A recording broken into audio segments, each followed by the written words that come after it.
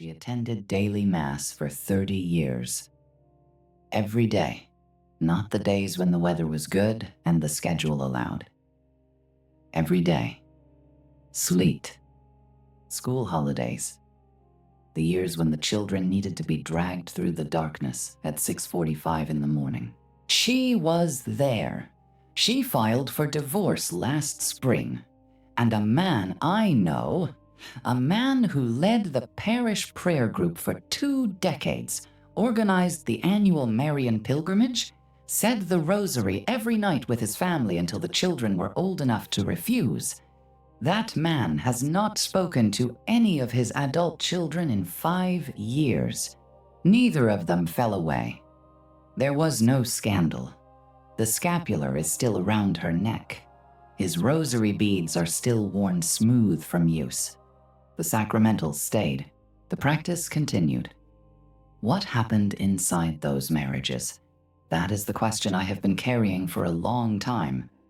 And when I finally found the answer, not in a marriage preparation workbook, not in a pastoral counseling manual, but in Padre Pio's own preserved words, and in a sentence an exorcist said at a conference in 2018, the answer turned out to be both simpler and more devastating than I expected. The devotion was not the problem. The devotion, without humility, was the problem. And the enemy, who had been watching the performance for 20, 30, 40 years, had found in that missing piece exactly the legal door he was waiting for. My name is Raymond. I spent 35 years teaching Catholic theology at a Catholic high school in Covington, Northern Kentucky, graduate level education, sacramental preparation, the theology of marriage, the Church's full teaching on spiritual warfare as it appears in the approved curricula. I did not understand what I was watching when it unfolded in front of me.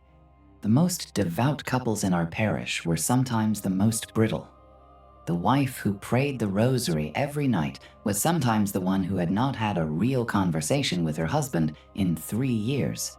The husband who read from the breviary every morning was sometimes the one his teenage children described, quietly, as impossible to reach. I could not reconcile it. At a Sensus Fidelium conference in 2018, Dr. Chad Ripperger was presenting on generational spirits and the conditions that allow them to operate across family lines. He said one sentence that unlocked everything. The demon doesn't fear your rosary. He fears your humility. I want to spend this entire video on that sentence because the mechanism it describes is operating in devout Catholic marriages across this country right now, quietly, without being identified or named, doing damage that compounds year by year in the interior lives of people who are doing everything the textbooks told them to do. Before I go further, I put together a guide covering the specific examination of conscience and the confession that directly addresses what I am about to describe. It is in the description. Stay with me first, because what Padre Pio said about the ambitious soul is something every devout Catholic in a difficult marriage needs to hear. Let me show you the architecture. The good Catholic who ends up divorced and bitter did not fail despite their devotion. They failed because of what their devotion quietly became. Not at the beginning. The devotion at the beginning was genuine, real prayer, real offering, real surrender. The early years of a devout marriage can be exactly as beautiful as they appear. What happens over time, in the interior life, below the surface of observable practice, is the shift that Padre Pio could see, and that almost no one else has the clarity to name. Padre Pio wrote in his spiritual counsels, preserved by his spiritual children, "Bitterness is reserved for the ambitious." And how many ambitious people have been obliged to curse their own pride. When people read that sentence, they think of worldly ambition, career, power, the desire for recognition in the secular world. That is not what Padre Pio meant. In his vocabulary, shaped by 50 years at the confessional grate, listening to thousands of souls, the word ambitious covered a category he encountered constantly. the soul that prays faithfully and begins, gradually, to expect something in return. Not money, not worldly success, recognition from God, a reward for the effort of holiness, a more devout spouse, a more obedient family, a household that reflects the investment that has been made. This expectation does not arrive announced. It arrives gradually as an almost imperceptible shift in the interior relationship between the prayers and their purpose. The rosary at the beginning is pure offering. After 10 years of daily rosary alongside a spouse who is inconsistent, absent, spiritually distracted, the rosary begins to acquire a second meaning: evidence. Not consciously, not deliberately, but the soul begins to experience the devotional practice as material for an argument, an interior argument, never spoken aloud, perhaps not even fully articulated in thought, but present and growing. I'm doing my part. I am holding this marriage together spiritually. I am the one who prays, who attends, who sacrifices. And this spouse continues to fall short of what I have tried to build here. That interior argument is what Padre Pio called the ambition of the soul. It is the precise mechanism through which bitterness enters. And once it enters, once the devotional practice has been quietly repurposed from offering into evidence, bitterness compounds with every additional prayer said. Not in spite of the prayer, through it. Every rosary said while cataloging the spouse's absence becomes another entry in the ledger. Another proof, another quiet, justified grievance dressed in the clothing of holiness. The ambitious soul expected the reward of holiness. It prayed for the reward. It sacrificed for the reward. And the reward did not come. And the devotion, which was genuine at its origin, has curdled into something that looks identical to holiness from the outside and is, on the inside, a 30-year grievance against God and the spouse. Now here is where Father Ripperger's framework becomes precise. And this is the part that unsettled me most when I first understood it. Ripperger teaches a concept he calls legal rights. A legal right refers to a specific permission structure, a condition that grants the demonic the ability to operate within a specific area without constituting an intrusion that can be expelled by normal prayer. A legal right cannot be expelled until the specific condition that granted it is specifically revoked. The condition is not occult involvement. It is not contact with spiritualism. The condition is sin, specifically unconfessed sin, held long enough with genuine demonic involvement. And Ripperger is explicit about which sin is most dangerous in devout households. Spiritual pride. Not because devout households have more pride than secular ones, because spiritual pride in a devout household is uniquely the sin that is least visible to the person carrying it. In a secular household, pride generally has an observable face. The secular prideful person recognizes themselves at some level. In a devout household, in a marriage where one or both spouses have a serious devotional practice, spiritual pride does not recognize itself as pride. It recognizes itself as discernment. The devout spouse who has developed a cataloging habit, who notes the other spouse's failures of practice, their inconsistency, their resistance to the devotional life, does not experience this as pride. They experience it as accurate perception. My spouse is colder in their faith than I am. My spouse resists the prayer life I have tried to build. My spouse's formation is incomplete. These perceptions may be partly true, and that is precisely why they are so dangerous. The enemy does not manufacture false evidence.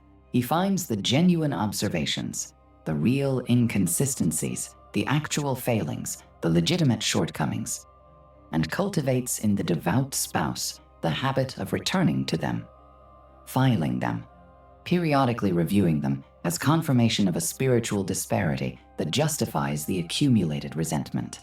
Ripperger calls this the enemy's fingerprint in obsessional attack within devout marriages, the compulsive interior return to the spouse's inadequacy, not the natural observation every married person makes, the cataloging, the habitual archive, the private collection of proof maintained year after year while the rosary continues and the mass attendance continues undisturbed. That habit is not discernment. It is the legal right expressing itself in the interior life of someone who has no idea it is there. And when this legal right is maintained for years, when the bitterness hardens in a household where the rosary is still being said, the spiritual environment becomes a generational doorway. Ripperger documents cases where oppression in adult children traces back not to occult involvement, not to any dramatic spiritual event, but to chronic, unresolved, unconfessed bitterness between the parents, the marriage that remained legally intact, the household that went to Mass, the couple who had confessed faithfully for 40 years. The bitterness was never the item they confessed, because it was never recognized as sin. Think for a moment about the sacramental architecture of this pattern. The rosary, the Mass, the confession, the holy water, the scapular, all of them present, all of them being used. But what are they being used for? This is the question Padre Pio would have asked, not whether you are using the sacramentals, whether you are using them for their actual purpose. The sacramentals of the Church are instruments of surrender. The rosary is not a documentation device. The confessional is not a place to polish the surface presentation of a soul whose interior architecture has remained unchanged for decades. In the hands of the spiritually proud spouse, the sacramentals have been quietly repurposed. The rosary is said, but said as a marker of effort rather than an act of surrender. The Mass is attended, but attended as a demonstration of faithfulness rather than an encounter with God that dismantles the self. The confession is made, but made of the surface sins, the impatience, the unkind words, never of the pride that generates every one of those symptoms. This is the sacramental trap.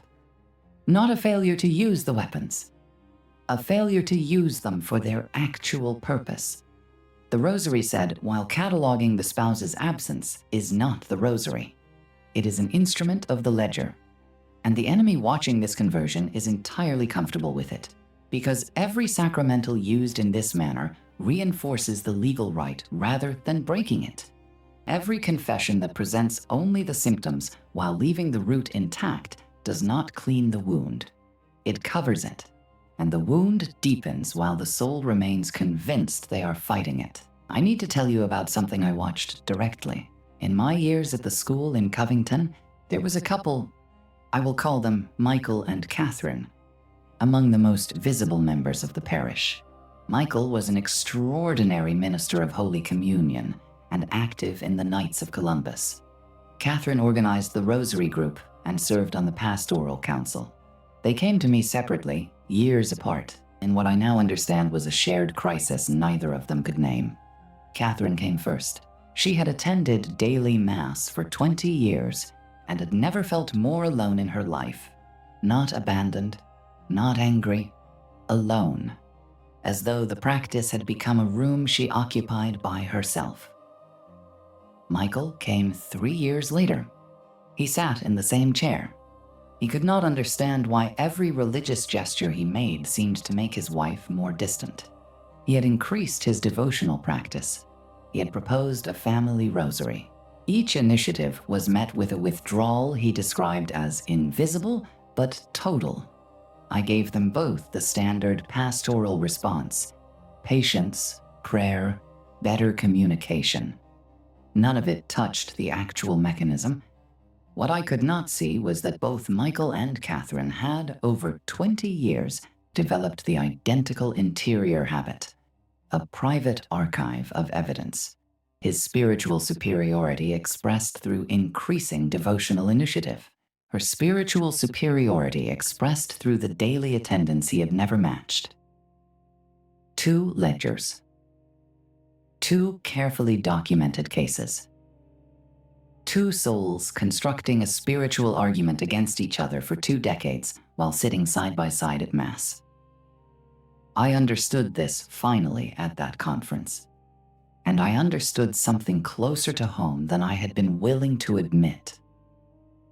There was a season in my own marriage, not a long season, when my knowledge of theology had become a quiet instrument of superiority, the kind that sits in the interior life and gives a man the feeling that his patience with his wife is a spiritual achievement rather than a natural expression of love.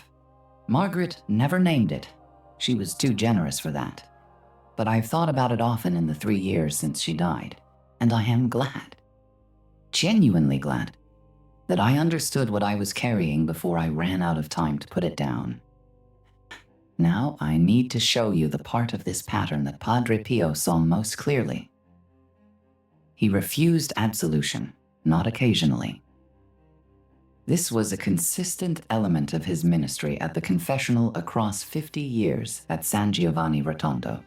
He refused absolution to penitents he discerned were not truly contrite. And the crucial detail is that some of these penitents appeared externally devout. They had prepared. They knew the form of a thorough confession. They presented themselves as serious about the sacrament. He could see through the presentation. He said, in terms preserved through his spiritual direction, that a soul who confesses without genuine contrition does not receive the grace of the sacrament.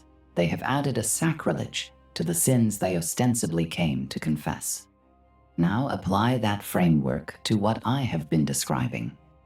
A good Catholic who has confessed weekly for 30 years, faithfully, consistently, but who has never once brought to the confessional the specific sin of spiritual pride in the marriage, who has never named the expectation of a reward that God never promised, who has never said the words, "Father, I have framed my bitterness as martyrdom." That person has confessed the symptoms for 30 years. The root has not been touched.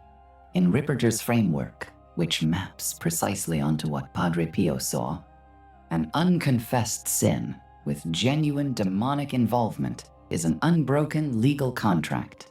A sincere, thorough confession with genuine contrition breaks that contract more effectively than solemn exorcism, but only when the actual sin is the one confessed. The root is not the impatience. It is the pride beneath the impatience, the pride that built the case, the pride that justified the withdrawal, the pride that looked at 20 years of daily Mass and said quietly, "I deserve better than this." Padre Pio's prescription for troubled marriages was specific: the chaplet of the Sacred Heart of Jesus. When couples came to him in crisis, real crisis, the kind where both parties had stopped believing repair was possible, he promised to pray this chaplet for them daily. Not with them, for them, surrendering their marriage to the Sacred Heart of Christ. The documented testimony from one such couple is exact. They came to him in a crisis that appeared to have no solution. He promised to intercede. He prayed the chaplet for them every day. 60 years later, 60 years, the wife testified that they loved each other as much as on their wedding day. His method was not strategy. It was not technique. It was surrender. The devout Catholic who has been managing the marriage through personal virtue is doing the opposite of what Padre Pio prescribed. They have been holding the marriage in their own hands, calling it devotion, calling it faithfulness, refusing to place it in the heart of Christ and release the outcome, because releasing the outcome requires giving up the ledger, and the ledger has been the organizing principle of the interior life for a very long time. The enemy cannot sustain his hold in a soul that has genuinely released the outcome, because the legal right was constituted by the act of holding, by the repeated daily choice to maintain the ledger, to nurse the resentment, to believe the pride was discernment. When that choice is reversed, in the sustained act of daily surrender, the contract begins to break. Now I want to show you the confession that reaches the root. If you have been in a marriage like the one I have described, or if you are on the other side of a divorce, and what you carry now is not hope, but a decade of solidified bitterness, there are specific words you need to bring to the confessional. Father, I confess that I have maintained an interior record of my spouse's failings, not the natural observation of a person who lives closely with another flawed human being. A record, a deliberate interior archive, a collection of evidence I have returned to and used to justify what I feel I am owed. Father, I confess that I have used my devotional practice, my attendance at Mass, the Rosary, the sacrifices I have made in this marriage, as the basis for an interior argument about what I deserve. I have believed, without quite naming the belief, that my holiness entitled me to a reward that God never promised. Father, I confess that I have interpreted my spiritual superiority over my spouse as discernment, that I have seen my coldness as holiness, my withdrawal as appropriate boundaries, my silence as the dignified suffering of someone who has done everything right. Father, I confess that I have framed my bitterness as martyrdom. If those words can be brought to the confessional with genuine contrition, not as a performance of humility designed to complete the requirements of the sacrament, but as the actual recognition that this is the sin, not the symptom. Ripperger's framework is unambiguous. That confession breaks the legal right. The contract, constituted by consent, is dissolved by its specific revocation. This is what I put together in full detail in the guide in the description. The complete examination of conscience for this specific pattern. Every step of the preparation that Padre Pio would recognize as the real thing, not the presentation that prompted him to close the confessional door, but the interior movement that prompted him to open it. Tonight, before you go to sleep, begin the chaplet of the Sacred Heart of Jesus, not as a strategy for improving the marriage, not as a request that your spouse will change. Surrender the marriage to the Sacred Heart of Christ. Place it there, all of it, the years of accumulated grievance, the ledger, the evidence you have collected, the reward you believed was owed, the bitterness you have been carrying under the name of faithful suffering. Place it in his heart and release the grip. If the marriage is over, if you are already on the other side of a divorce, and what remains is solidified resentment, place that. Surrender the outcome entirely.